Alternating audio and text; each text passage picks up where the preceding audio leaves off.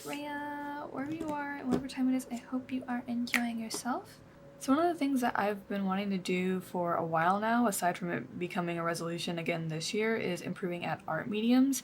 But I realized that it might be a lot easier if I just focus on one at a time instead of trying to do all of them at once. So, as you may know, alcohol markers are more or less like my go-to whenever it comes to like coloring a spread or traditional illustrations. I mean, not that I've done a lot of those, but throughout most of my artist years, I've been kind of accumulating markers here and there.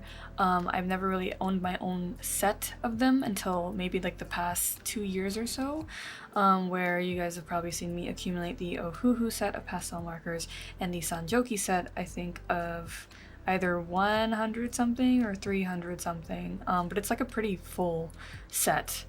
And the third set is the one that I will show you guys today, and it is the newest one that I have bought. Ta-da! Here they are. So yes, they are the famous Copic brand markers, specifically the Copic Xiaos. If you guys have seen the Copic sketch markers, they're a little bit bigger and not as cutely round sized as these, but I enjoy both of them. This set I actually bought overseas whenever I was visiting Japan for the first time back in October. There may or may not have been a haul video released by now. I think the cool thing about this set too is it seems to be exclusive. There may be ways you can get it online, I'm not entirely sure, but yeah, I thought that was a pretty cool fun fact. And that kind of makes sense for it to be a starter set because, I mean, if we look at all these colors here, I mean, it's pretty nice, you know. There's 36 colors. Well, if you take away the color splendor, it is 35, but you can see they're all pretty rainbowy and pretty and cute and just wow. I want to eat them for some reason. So yeah, these are dual tip alcohol markers. Copic is a very well-known brand, so I feel like there's not a ton for me to say off the top of my head. They're just really nice markers, or supposedly really nice, and I'm glad to finally have a small set of my own. I probably have the same amount of Copic markers, but some of them are sketch and some of them are Xiao.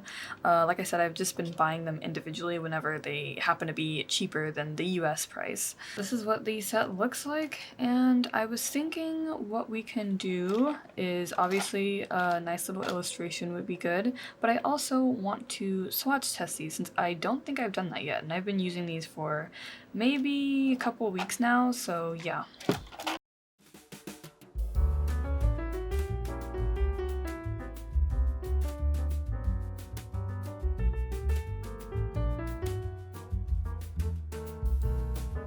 You know, I started out trying to be meticulous with this and like measure just for all of this to be incredibly like disproportionate and chaotic, and here we are. Never again in my life. I literally should have just, I'm a designer, why didn't I just like create a template and just have it, what am I doing? Okay, you know what? This looks like a hot mess, but we're just gonna have to go with it, okay? It's already been done.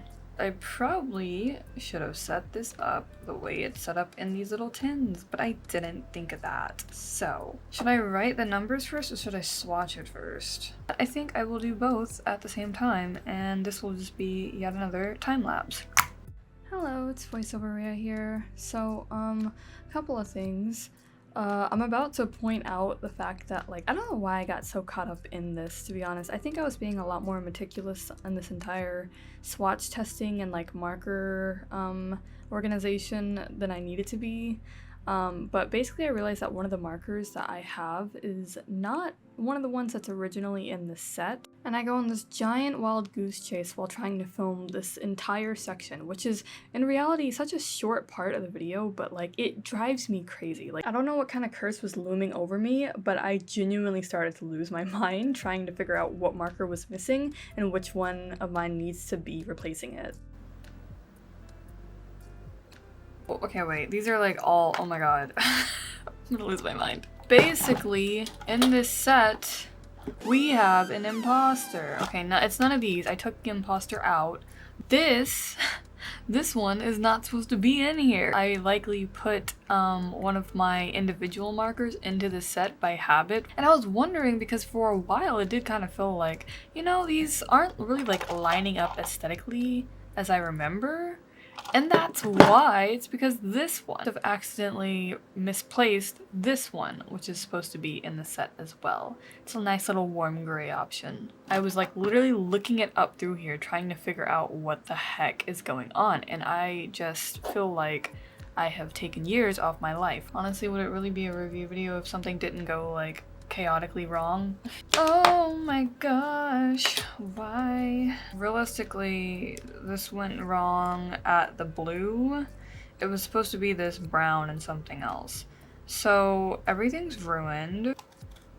So yes, I'm gonna be popping in and out for the next couple of minutes during the swatch testing part. That's because I kept pausing to try to figure out what was going on because something wasn't adding up. Even though I had set up the swatch grid differently than the amount of rows and columns in the marker set, which is like 9 rows, 4 columns or something like that, or vice versa. Even though I didn't do that, I still had a specific way that I was expecting it to look, where it's like the bottom was supposed to be mostly grays, and whenever I got closer, and you can see I'm like writing down the names first before swatching them because I could see it lined up. Like, I was really meticulous with this, and I'm not sure why this happens every now and then, but sometimes I just really get into the zone on how something is supposed to be done.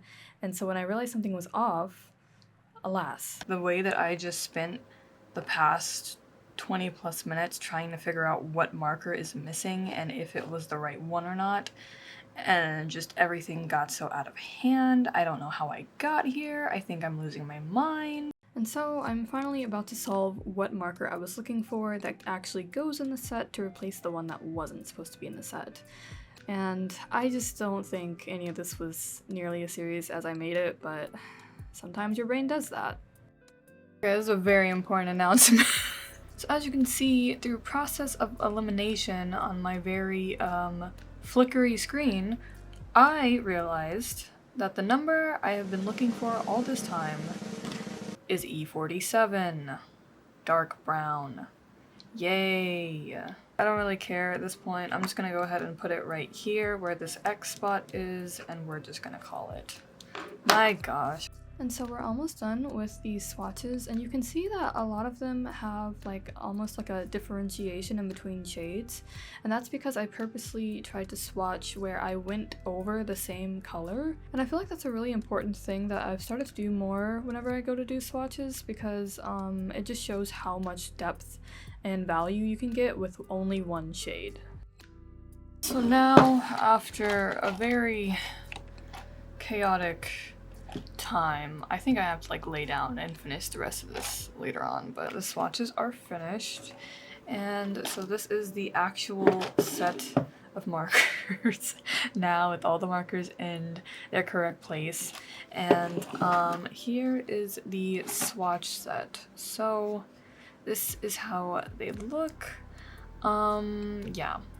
So now we're just getting into some blending practice. Honestly, I feel like I do the blending kind of terribly, but it doesn't matter because Copic markers blend really nicely. Blending is pretty straightforward for really any alcohol marker set. It's just kind of like you try to get similar colors and mix them together. Sometimes you can stretch it a little bit on the difference in hue and the difference in value, but for the most part you do want to try to go for like similar colors. But I feel like really and truly it's something that you only really understand whenever you work on something.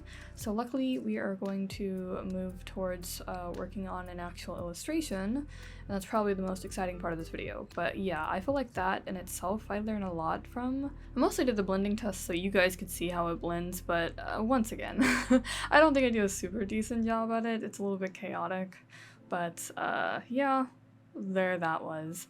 But now getting on to the actual illustration. So I am doing the line art first, and I'm doing the line art with a friction pen. You guys might have seen me talk about in the haul video how much I have come to enjoy friction pens because they allow you to erase. Although I will say, not just on this paper, but in general, they can sometimes be a little bit not so perfect on the erasing. And what I mean is basically you'll see some kind of smudge to where even if you do wait for it to dry, because you're supposed to wait for it to dry before you go to erase it, sometimes it'll still have like this distorted stain on the paper, so you do have to be careful of that. It's definitely not perfect, and sometimes that's why it's good to just go for like actual fine liners, but I do enjoy friction, and they are also compatible with my alcohol markers, at least Copic, so I have no problem using them. I just, of course, you have to wait for the ink to dry, so that's always something that you want to make sure that you do before you fully dive into an illustration with alcohol markers, aside from, you know, testing to see if the fine liner or whatever you choose to line art it with is compatible, if you use line art, or even if you decide to do line art first, because you can also do line art afterwards, and I was debating on if I should do that, but because I did this original sketch in pencil, I was like, maybe I don't want that to smudge with the markers. So I am doing the line art right now, and then I'm gonna go ahead and erase the pencil after I'm done with this part. And I'll get into explaining the illustration, like who I'm drawing and all of that in a second, but I just wanted to make sure I cover some things about setting the illustration up, because this has been probably my first like larger illustration that I've done in a hot minute, both in general and also whenever it comes to traditional art. But similarly with me wanting to get better at art mediums, I also want to get better at doing full-on illustrations. So here we are doing both. What a fun time. And so I actually start out with the colorless blender to put down a base that will allow for the colors to blend together, hopefully. But I also wanted to point out something else. In the corner, I have this little thumbnail of my OC, who I'm drawing, and I just try to get all of her colors down on the current markers that I have. And I will apologize because I do use, I think 3 markers that are outside of this set. I don't know how much that matters to you, they're all Copic markers, but I use some Copic sketch markers in Barley Beige and Desert Sand, I think. Yeah, I tried to stick to the ones in the specific starter set, however, whenever it comes to this specific medium skin tone that several of my OCs are, I tend to always use Barley Beige because it just has this je ne sais quoi that I can't find in most markers. At least for skin tones, I feel like it's really difficult to find a brown that's rich and proper to use for a skin tone. But anyways, regarding the footage speed, it is actually sped up quite a bit. Because I showed at the very beginning of me coloring this, I think for a couple of seconds I showed you the real time, and I go incredibly slow. Naturally, I just feel like whenever it comes to illustrations, either because I don't do them often or because there's a lot that I'm trying to think about, I go quite slow. So I don't think that it being sped up is too jarring because of how slow that I'm going in real time. So yeah, hopefully you guys don't mind that. I think I speeded up even more later on because it's just, there's so much that I have to cover, and the original footage for this was way too long to put in a simple little video like this. So yeah, maybe in the future I can do like a real-time illustration, but for now we're just gonna go with this. My illustration process on this is a little bit all over the place since I wasn't used to doing such a largely scaled drawing, but basically for the coloring, I just figured to go off my general information of tackling things in layers, blending, and sections, and also trying to work fairly quick. So yeah, I start with the darker parts of the face, like where the eyes crease, the shadow of the nose, the lips, and sort of like where I would assume all the shadows to be. I start with those first actually, and then I place down the main skin tone. And I can't remember if this is how most people do it or if they actually start with like the lighter ones first, because generally I feel like you do want to start from light to dark whenever it comes to using alcohol markers. Kind of like watercolor, you want to make sure that you don't go too dark in case you mess up. You want to gradually add to the shades that you already have down, and then slowly start to build them up through layering or different colors added and blending and all that.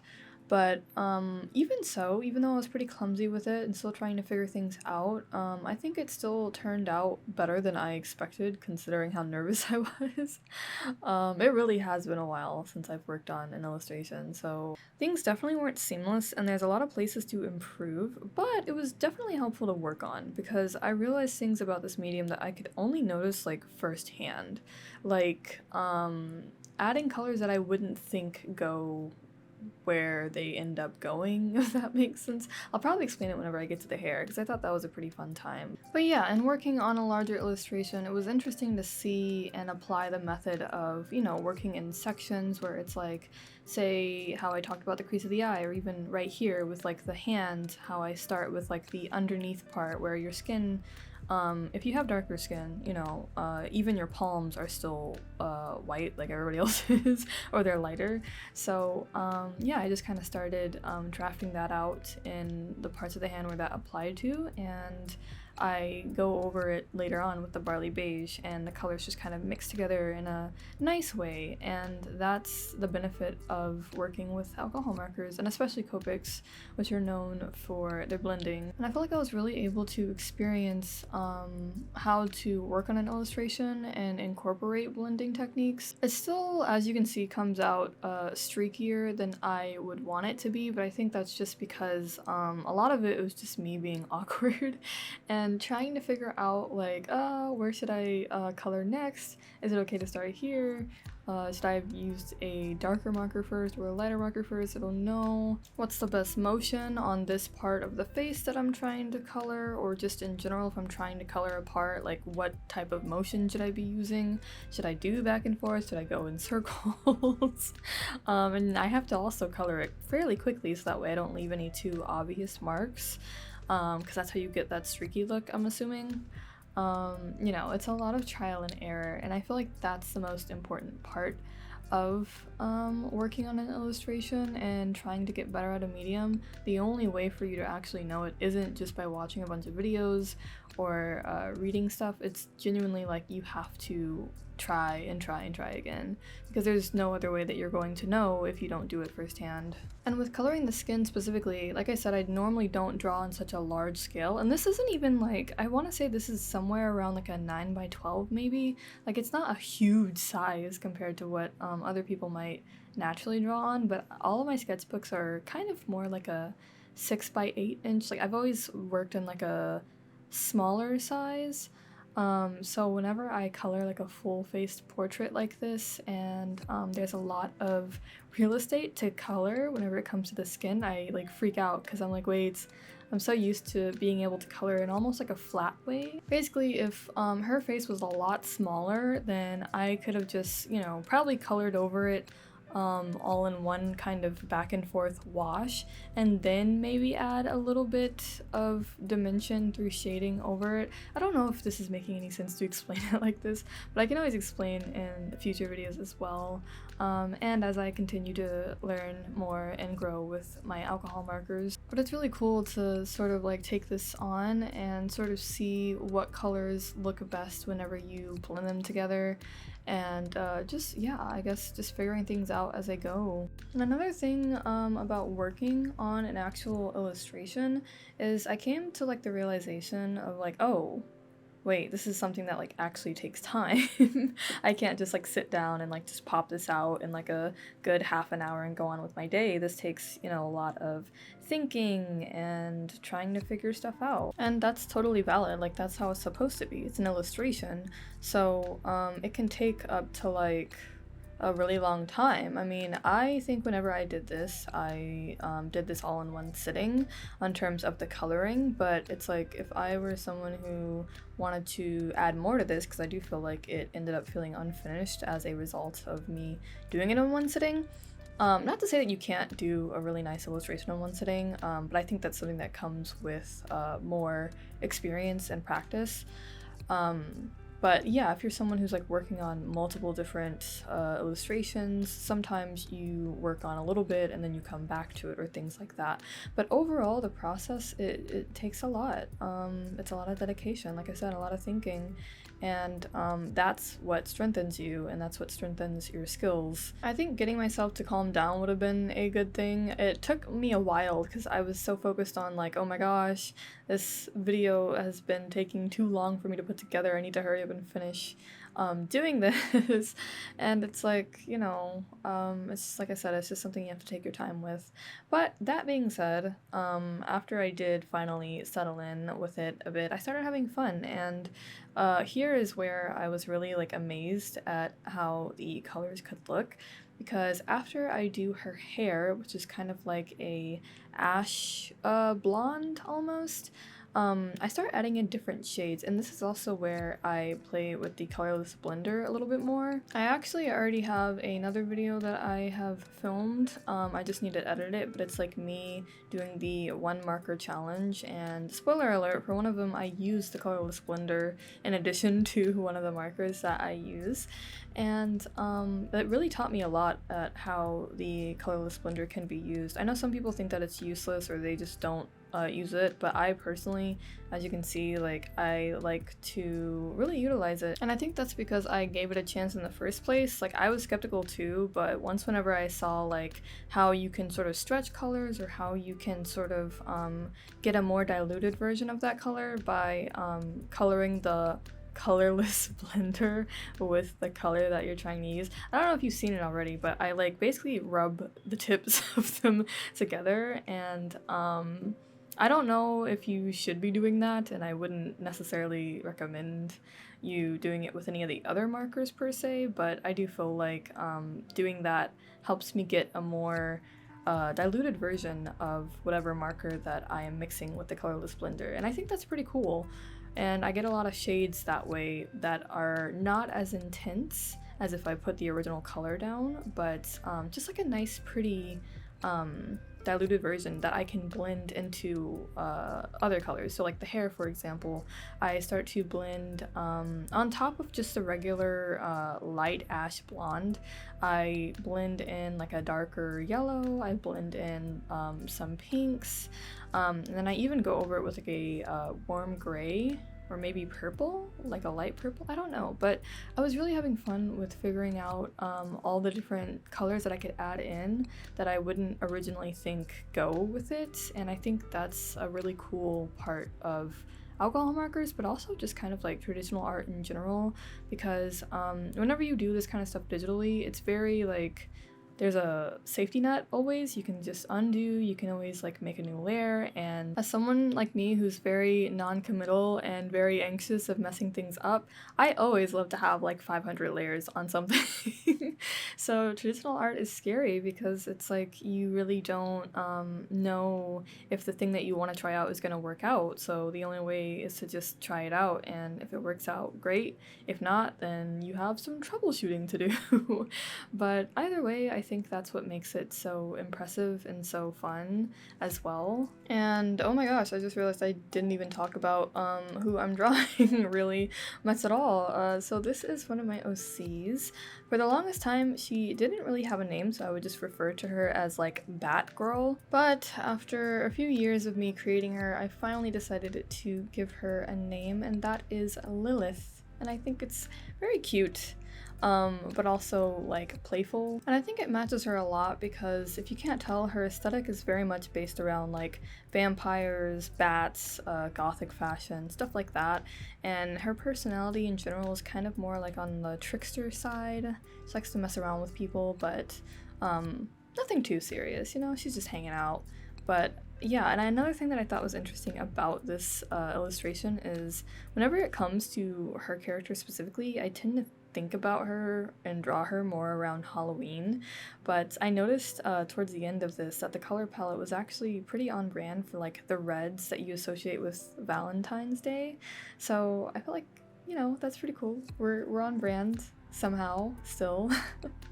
If you count blood and roses. Before I completely run out of time though, I did want to talk about my thoughts on these markers, since some of you might be wondering about that, considering I've been highlighting them this entire video.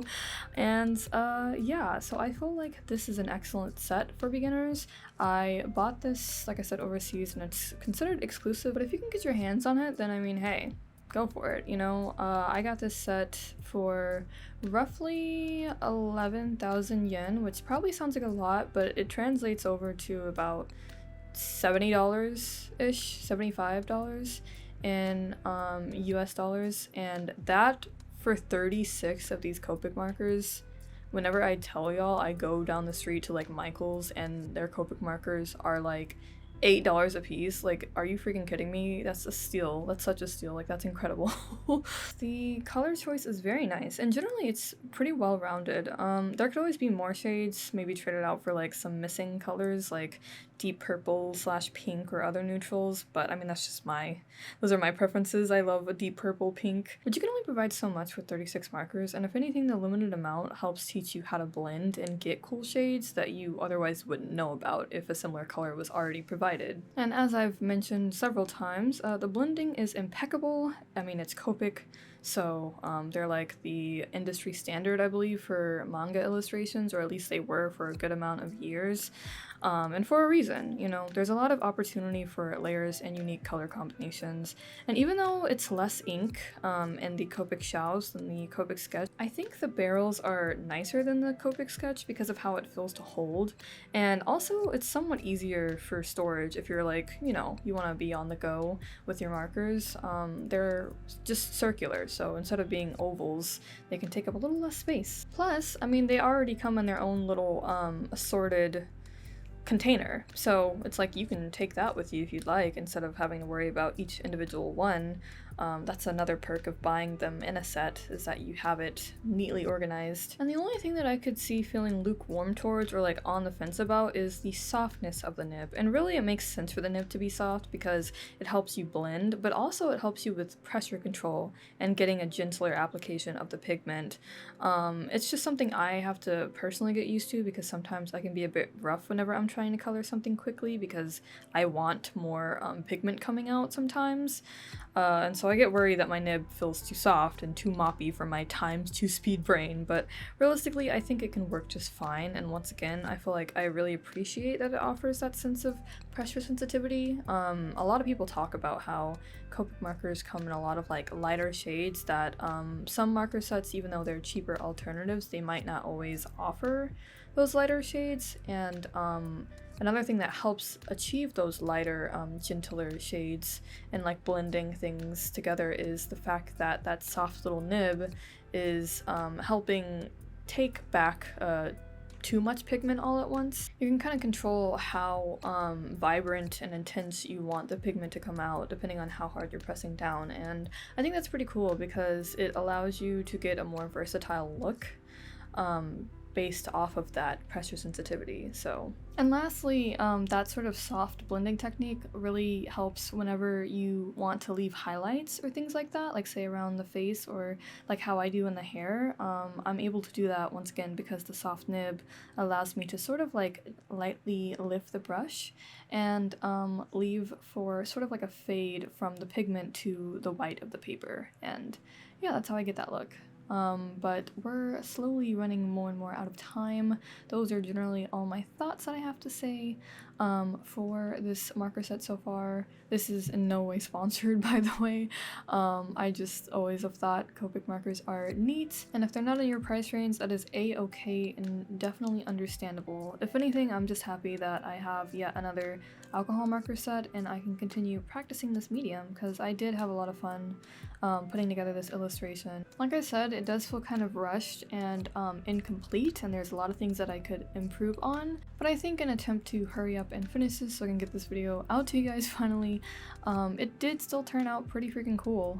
I do really appreciate doing this illustration, and I'm excited to work on more in the future, regardless of if it's using Copic or any of the other marker sets that I have. I just think it's a great time. Actually, a fun fact about this specific illustration, I originally did this digitally, but I never finished it. The initial digital drawing I used to play with different styles and all the different ways that I could stylize this portrait, but because it was never finished, I actually did a line art layer digitally and I traced it on some paper. So it's kind of cool to see it finally at least somewhat finished into the original idea that I had thought of. But yeah, as I'm finishing this, I mean, let me know if you guys have any questions about the alcohol markers or about my process. I will likely do more videos in the future about working with alcohol markers because, like I said, I'm kind of on a journey, but that is all this time. So thank you guys so much for watching today's video. If you enjoyed your time here today, please feel free to leave a like.